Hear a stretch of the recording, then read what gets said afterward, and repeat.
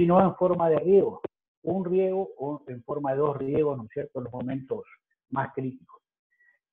Van a encontrar que en el control siempre va a haber mayor cantidad de propágulos que cuando se realizaron los tratamientos, ya sea por pulverización o por riego.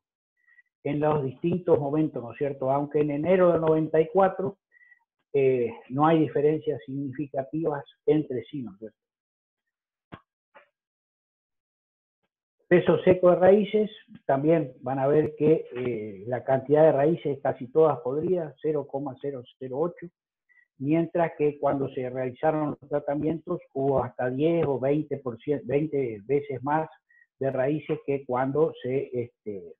y en ambas fechas, enero 94 y mayo 94, tuvimos diferencias significativas en cuanto a la cantidad de raíces detectadas en las plantas tratadas versus las no tratadas.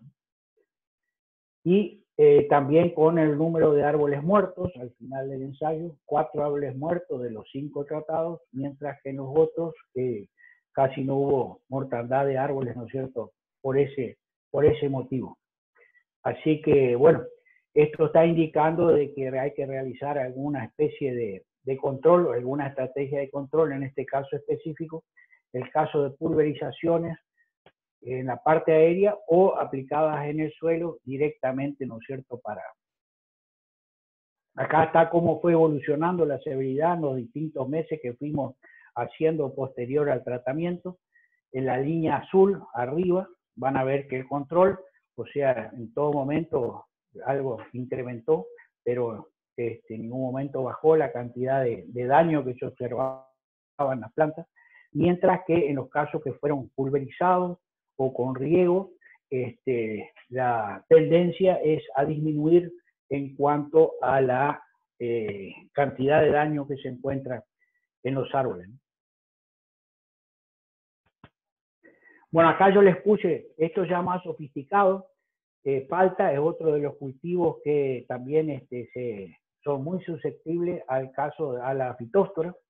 Y fíjense que estos ya son una especie de inyecciones que se aplican a los árboles con ya ingredientes que vienen a nivel comercial, digamos, uno compra ingredientes y se los aplica como una especie.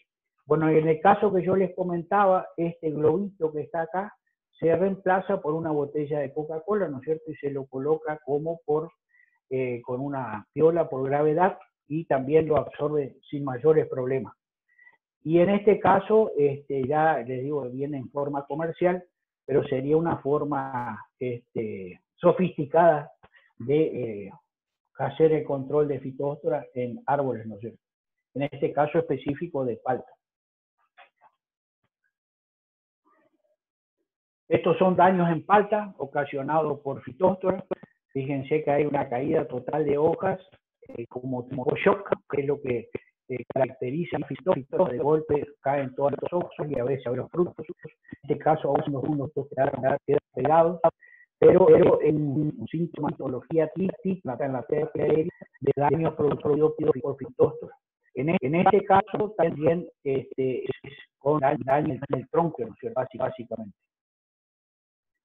En frutilla, acá tenemos los daños que pueden ocasionar, son muy parecidos a los que produce también esclerotinia, ¿no es cierto?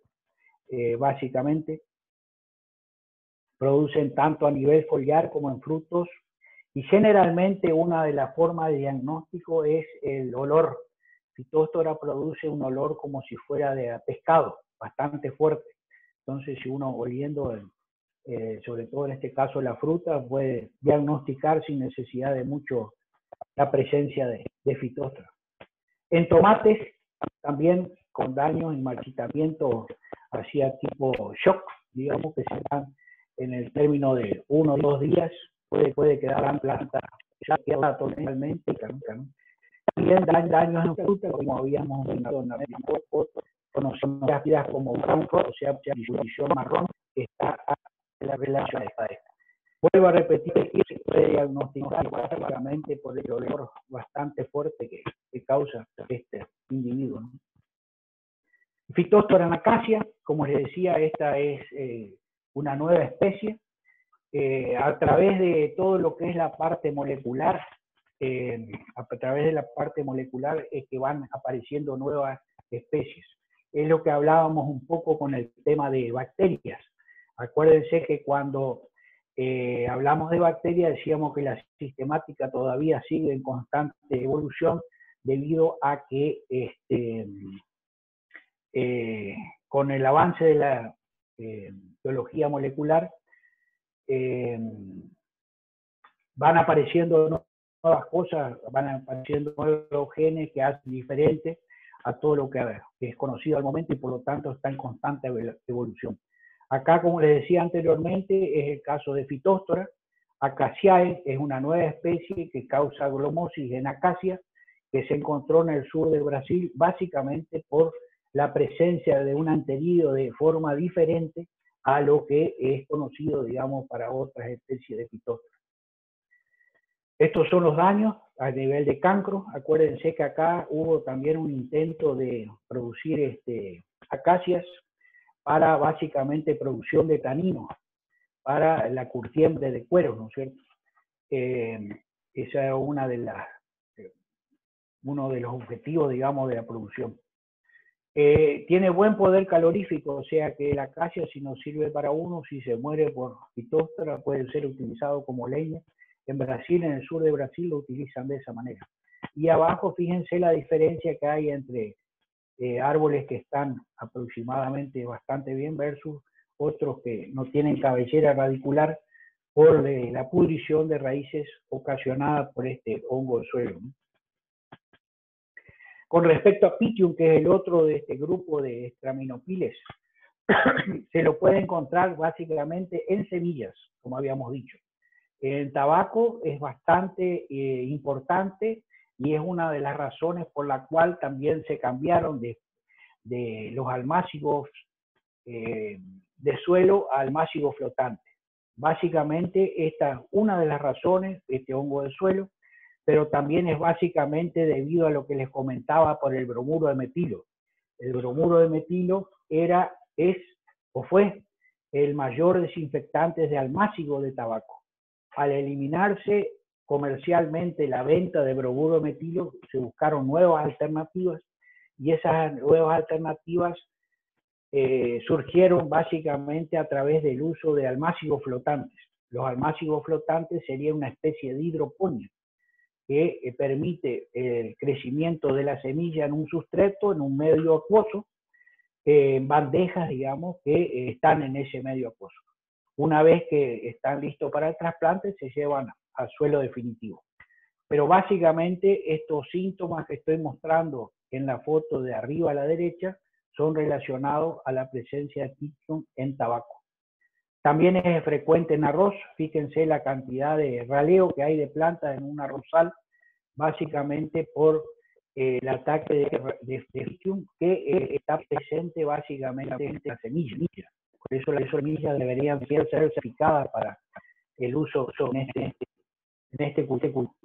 Y abajo, en distintos frutales, también se caso de planta, cómo produce el secado de la planta de palta, produce, al igual que lo que es el clásico Damping Off, en la zona del cuello, una zona húmeda de marchitamiento y de pudrición que hace que la planta se muera, ¿no es cierto? Se produce un volcado y la planta muere. Bueno, creo que eso es un poco todo lo relacionado a Phytophthora. Si hay alguna pregunta sobre el tema, bienvenida. Y si no, pasamos al ámbito de Fusarium.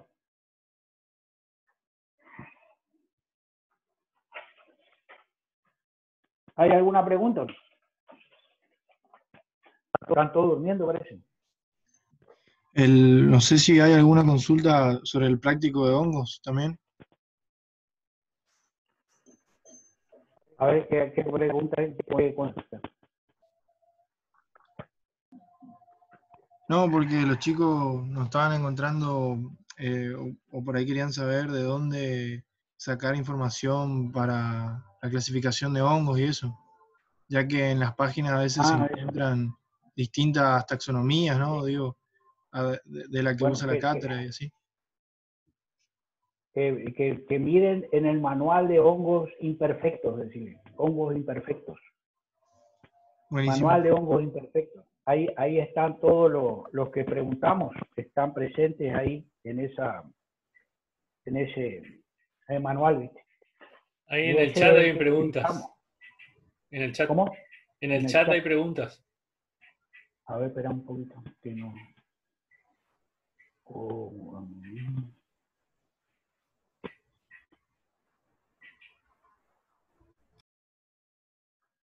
En el chat, acá hay uno. Fitóstora se trasloca en la planta. No, se trasloca la planta de fitóstora. Generalmente es en el lugar donde, afecta, es ahí donde produce el daño, ¿no es cierto? No hay traslocación.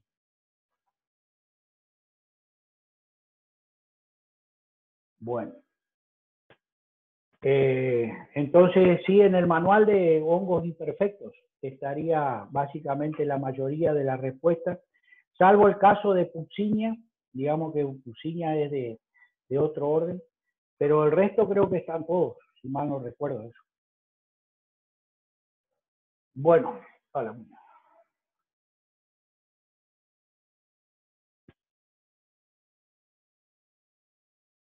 Continuamos con Fusarium entonces. Fusarium produce taponamiento de bases, de vasos, o sea que actúa a nivel de vasos del xilema. Lo que produce lo que se llama como una pilosis. Pilosis es el resultado del avance de este hongo. En este caso sí hay traslocación, o sea, penetra por las raíces y en este caso sí hay traslocación hacia la parte superior a través de los vasos de conducción. En los vasos de conducción empieza a formarse micelios, multiplicación del hongo, va formando una masa que junto con la reacción de las células acompañantes de los vasos producen un taponamiento. Este taponamiento es lo que se conoce con el nombre de pilosis. Hay dos tipos de taponamiento, uno que son gomosos, digamos que son imposibles de romper o que impiden básicamente la traslocación de agua y de nutrientes hacia la parte superior, y los filamentosos que sí que se pueden disolver, digamos, con algunos componentes. Pero ese término tirosis, acuérdense, porque se utiliza mucho en el sector forestal, sobre todo para los taponamientos de vasos.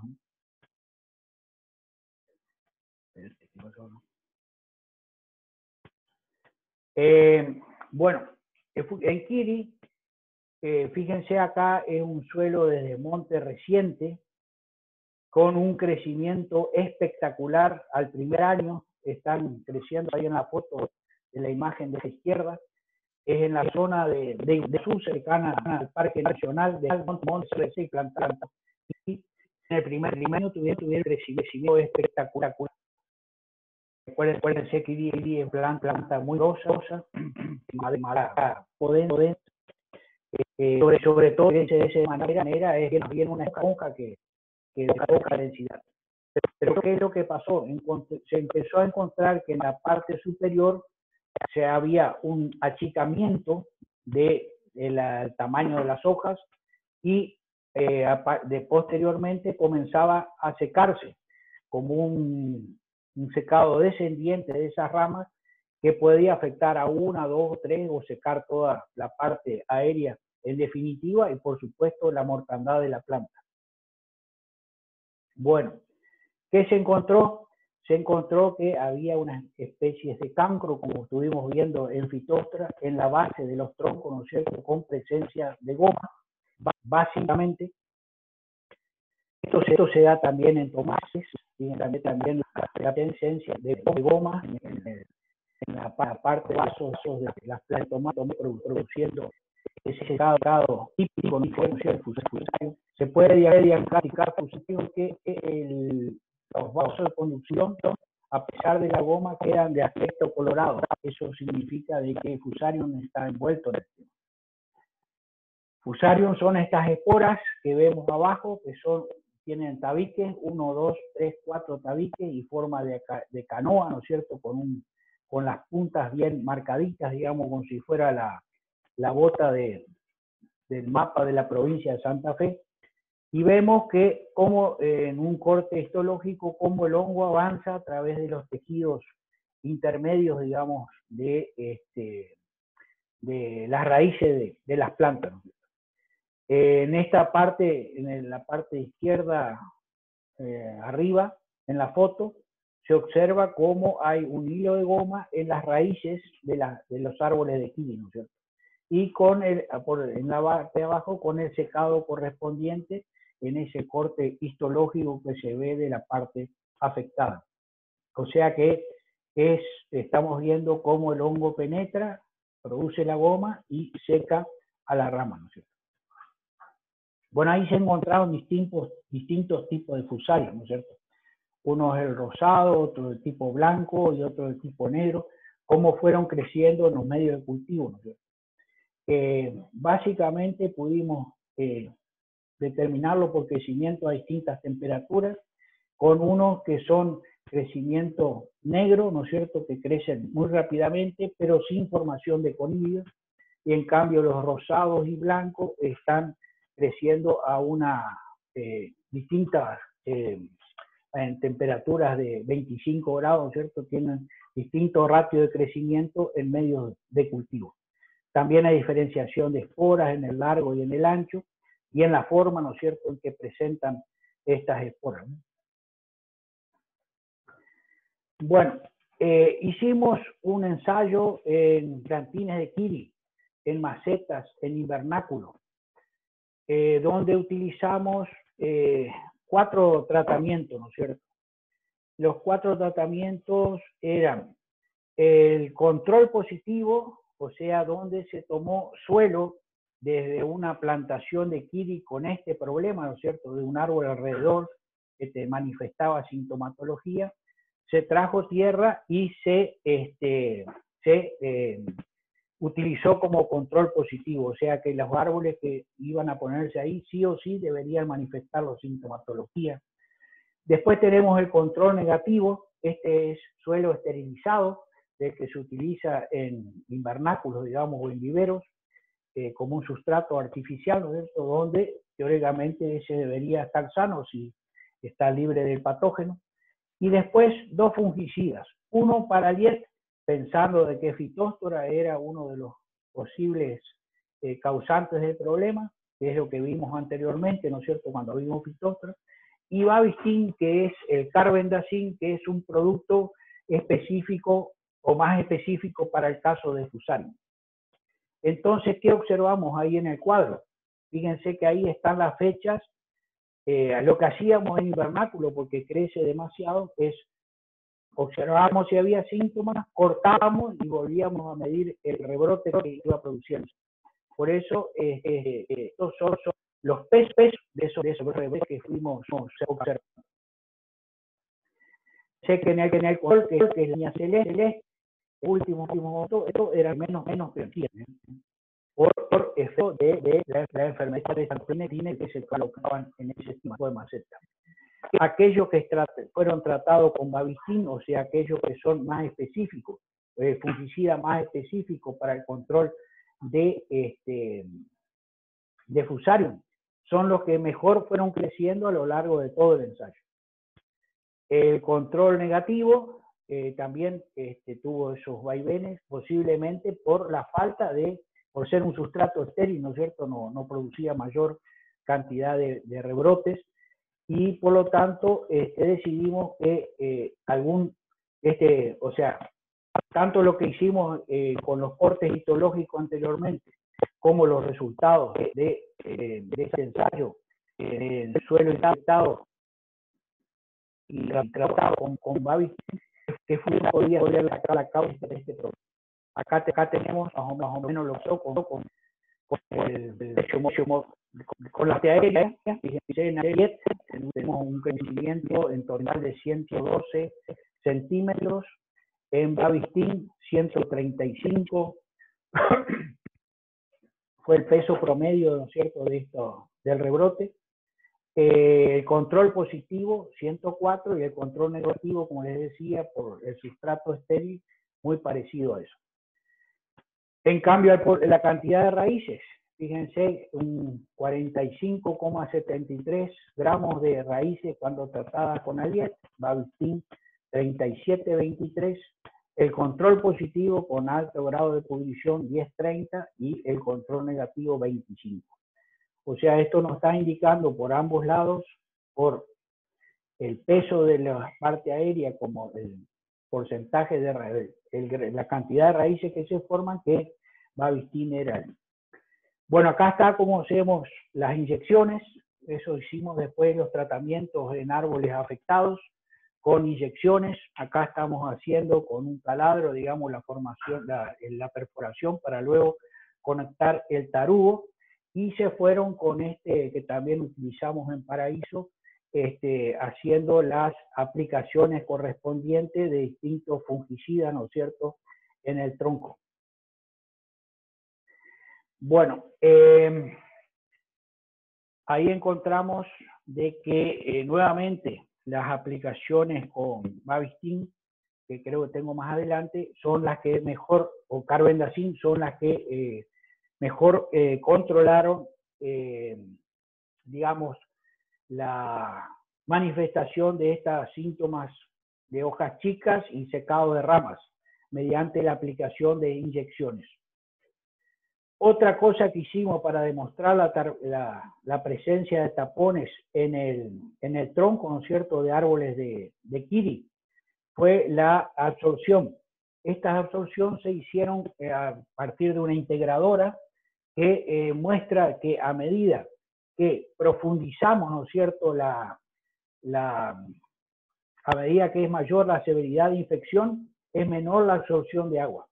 Fíjense en este gráfico de la izquierda, abajo, si tenemos un grado de severidad de 0 a 5, digamos, que sería 5 ya sería una planta casi muerta o por morir, digamos, por la presencia de esta enfermedad, vamos a encontrar que cuando todavía la planta está con alguna sintomatología, absorbe agua.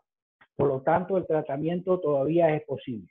A medida que avanza el grado de severidad o el grado de daño, la absorción se va haciendo nula.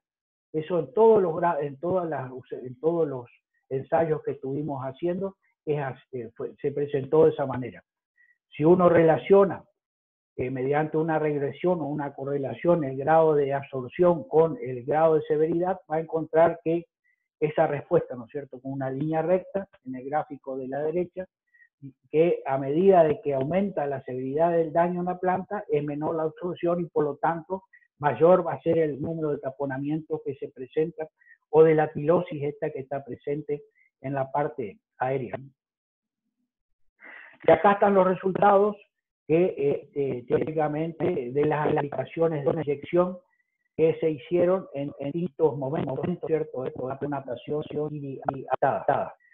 En el gráfico de arriba va a ver los grados de volumen, cómo afectando el control sin más afectado, con una especie de severidad, digamos, en el caso del eje de las I, y en cómo fue evolucionando en el tiempo el grado de daño en las plantas. El control, como les decía, en todo momento fue el más afectado, mientras que aquellas tratadas en el campo con Bavistin, que sería la línea azul, son las que tuvieron un comportamiento bastante bueno, digamos, con respecto a la enfermedad.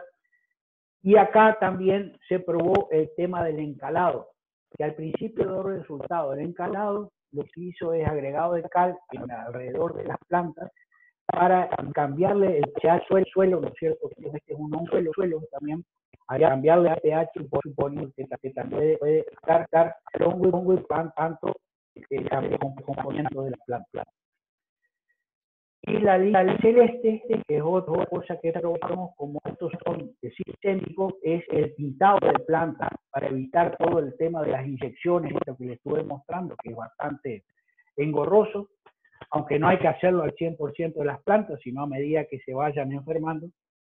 Probamos con el pintado de las plantas para ver si realmente eso funcionaba. Y también tiene un comportamiento muy parecido a lo que es el de con el carbendazim. Por lo tanto, sería una opción también interesante. Mirando la tablita de abajo, en cuanto a los grados de severidad, vamos a ver que tenemos en 3 momentos, el inicial y el final, y la diferencia. ¿Qué encontramos? Que la mayor diferencia se dio en el control, donde no se hizo ningún tratamiento. Y la diferencia más baja entre el estado inicial de daño y el final se dio con el Bavistin y el Aliet, ¿no es cierto?, que son los dos fungicidas, en este caso para el Phytophthora y en este caso para Fusarium específicamente. Y en cuanto, lo mismo se observa en cuanto al DAP, o sea, crecimiento de plantas, del diámetro a la altura del pecho, entre el momento inicial y el final. Fíjense que el final fue de 20 centímetros a nivel del diámetro, 23 en el caso de Aliet, y solamente 18, o sea, como 3 centímetros menos, 4 centímetros menos en el caso del control. Y pero sí no hubo muchas diferencias entre el inicial y final para todos los tratamientos, pero sí en el momento final de la observación, del ensayo. Este sería el ciclo de Phytophthora. En este caso es una planta de tomate, pero es específico, o sea, es igual para todos. Empezaríamos acá. Acá hay, fíjense, clamidospora, para la pregunta para la pregunta que me hicieron recién de dónde sacar Fusarium, forma clamidosporas, o sea, el micelio ante condiciones adversas forma paredes resistentes, o se recubre de paredes resistentes, y es una espora de resistencia, ¿no es cierto? Hasta que aparezca, ¿sí? Preguntaron recién cómo se mide la severidad. ¿Cómo se mide la severidad? Bueno, a ver, vamos para atrás. Bueno, la severidad, si ustedes llegan a ver, está de 0 a, en este caso, a 3. Entonces, el 0 es una planta sana. El 1 sería una planta que está empezando a manifestar hojas de menor tamaño que el tamaño normal. El 2 es hojas chicas con el secado de una rama, por ejemplo, del árbol. El 3, ya más de 2 ramas secado, y bueno, el 4 ya sería el caso de un árbol que está muerto por el tema de este caso de la enfermedad, ¿no es cierto?, del achicamiento de hojas y secado y taponamiento del tronco, de los vasos al tronco. Ese sería más o menos la severidad.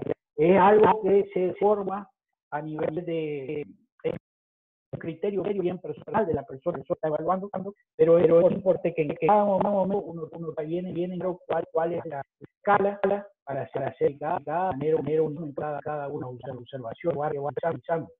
O sea, es necesario irla al inicio del experimento y mantenerla ese mismo criterio en cada una de las evaluaciones que se va realizando en el tiempo, ¿no es cierto? Pero significaría básicamente un grado cuantitativo, o sea que te está diciendo qué intensidad de daño hay en una plantación.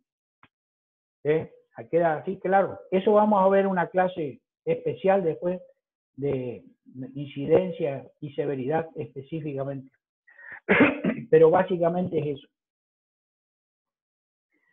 Bueno, volviendo al ciclo de Fusarium otra vez, como les decía, bueno, Fusarium forma clamidosporas, tiene macroconidios y microconidios, o sea que aparte de los característicos de forma canalada con origen específico, tiene microconidios, 2 tipos de conidios. Es como les decía, en este caso es una planta de infección de tubérculos, dice, ya sea por heridas o a través de las lenticelas, o como les decía, a través de la zona de elongación de las raíces. es la forma que tiene de penetrar en forma natural en la planta.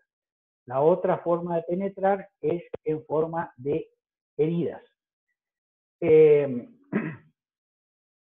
Bueno, acá fíjense que dice heridas en el momento de la cosecha, el transporte, el almacenaje, que pueden ser que sean la puerta de abertura, digamos, para estos patógenos. Una vez que llega, que ingresa a la planta, empieza a infectar, digamos, los vasos de conducción y se va por crecimiento del micelio y por el mismo empuje, digamos, que tiene la fuerza del agua y nutriente hacia la parte aérea, va llevando micelio o partes del hongo hacia la parte superior. Ahí forma los taponamientos de los vasos que habíamos hablado, que es lo que se conoce con el nombre de micelios, y produce el secado, digamos, de la planta o la formación de nuevos conillos.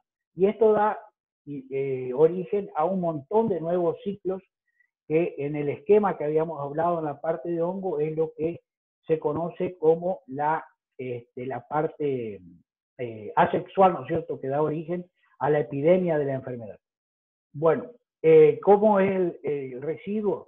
Queda en el suelo, en tubérculos viejos, formación de clamidosporas y formación de micelios y de nuevas esporas en el suelo que en forma saprófita, que es este hongo del suelo, espera, digamos, la nueva aparición de hospederos susceptibles y volver a infectar.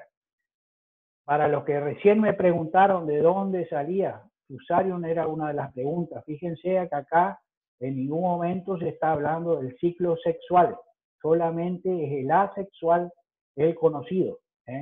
Así que ahí tienen ya una contestación de las consignas de hongo para de las preguntas que me hicieron hace un ratito.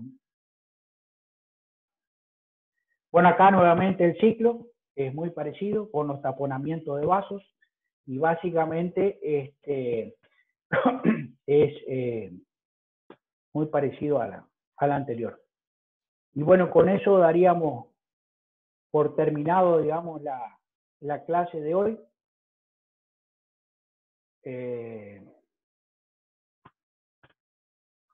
No sé si hay alguna pregunta al respecto. Acuérdense de cómo se mide la severidad. Bueno, eso ya le contesté. ¿Hay alguna otra pregunta con respecto a el tema? Ya les vuelvo a repetir, de incidencia, severidades, se da dentro de la clase de epidemiología y es uno de los temas que más me gusta, me apasiona, así que por eso le voy a dar en una clase específica. Pero básicamente son dos parámetros, tanto la incidencia como la severidad. Por ejemplo, haciendo el paralelismo con la curva de análisis, de evolución de la pandemia esta que estamos viviendo hoy en día, lo que muestra esa curva sería la incidencia, o sea, la cantidad de casos que hay sobre el total. Eso sería la incidencia. La severidad sería la cantidad de muertos, por ejemplo, que habría en el caso nosotros, para darles una idea de un paralelismo entre una cosa y la otra, para que tengan una idea de qué se trata, ¿no? La incidencia sería el número de afectados y la severidad, en este caso, sería una escala severa de la cantidad de muertos que hay a través de esta pandemia. Bueno,